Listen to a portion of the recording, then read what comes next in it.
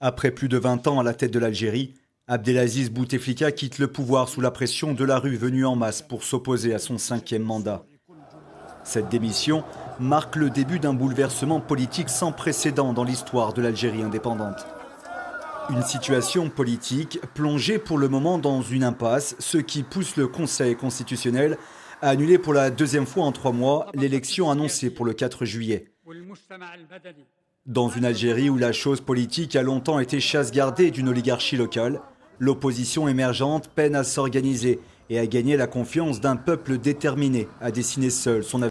À la tête du parti Djil Jadid, Sofiane Djilali est l'un des initiateurs des premiers mouvements de protestation contre le 5e mandat.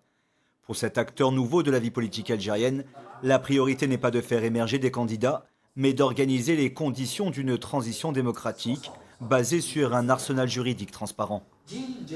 Pour mettre en place cet arsenal juridique, il faut qu'il y ait consensus. Pour qu'il y ait consensus, il faut qu'il y ait une négociation et un dialogue.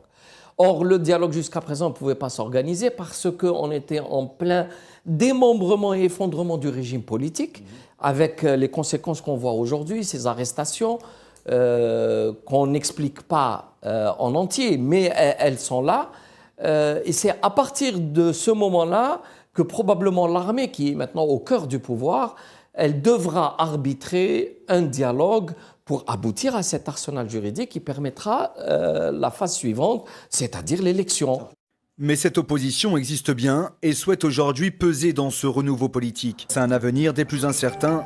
L'opposition, trop longtemps réprimée et écartée du pouvoir, multiplie les rencontres avec les syndicats et les membres de la société civile, avec la ferme volonté de réinvestir la scène politique et de préparer l'Algérie à amorcer sa transition démocratique.